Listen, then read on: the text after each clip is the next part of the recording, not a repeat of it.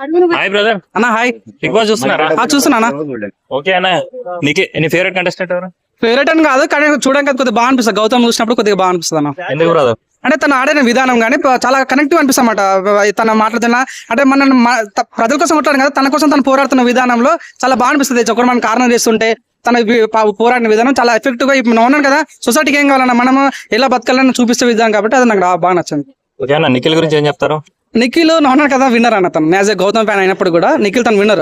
మీరు చూడండి ఓటింగ్ లో మన ఎంత ఏం చేసినా కూడా తనే టాప్ ప్లేస్ ఉన్నాడు. ఇప్పుడు ఓటింగ్ లో కూడా నిఖిల్ ఒక 70,000 వస్తే తినకు 63,000, ఒక 5,000 6,000 చేంజ్ ఉంది తప్ప, కానీ పెద్ద డిఫరెన్స్ అయితే ఏం లేదు.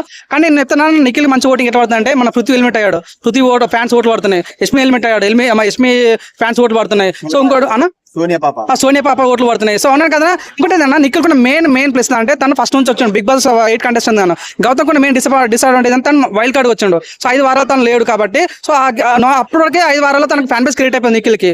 ఈ రకం చూసుకుంటే నిఖిల్ ఓట్ బ్యాంక్ పడింది. ఇంకోటి ఏంటంటే కన్నడ బ్యాచ్ ఓటింగ్ పడుతుంది కాబట్టి ఈ రకం చూస్తే తనని అయితే అన్బీటబుల్ అని చెప్పొచ్చు అన్న.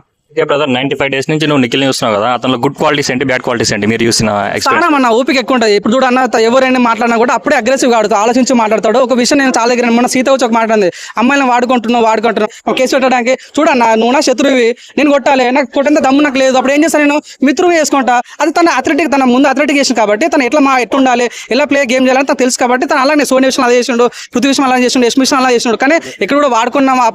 మొన్న కూడా గౌతమ్ మాట్లాడాడు, వాడుకున్నాను. అది కరెక్ట్ పదం కాదు, మా ఫీలింగ్ వచ్చింది. సో అవునా కదా, ఇది చాలా నిఖిల్ ప్లస్ అయ్యే ఛాన్స్ కలిగింది అన్న. నిఖిల్ ఈ రకంగా ఆడితే 100% కొద్దిగా. కానీ ఇప్పుడు కూడా డౌట్ ఏంటంటే, ఈసారి కప్పు ఎవరు కొడతారనే సస్పెన్స్ మారిపోయింది. గౌతమ్ కూడా చాలా మంచి ఫ్యాన్ బేస్ ఉంది, చాలా మంచి ఓటింగ్ పడుతుంది. కానీ నాగార్జున చేతి రేపేంత వరకు ఎవరైనా చెప్పలేకపోతున్నాము. కానీ ఓటింగ్ లో మాత్రం నిఖిల్ ఫస్ట్ ప్లేస్ కనిపిస్తుంది.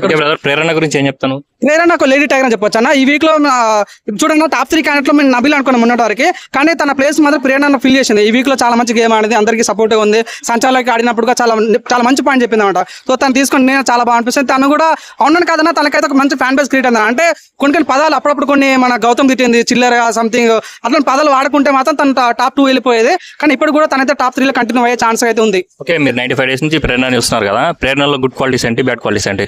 గుడ్ క్వాలిటీస్ ఎంత అందరినీ అర్థం చేసుకుంటుంది. ప్రతి ఒక్కరికి ఎంత గొడవ అయినా కూడా మళ్ళీ కలిసిపోవడం,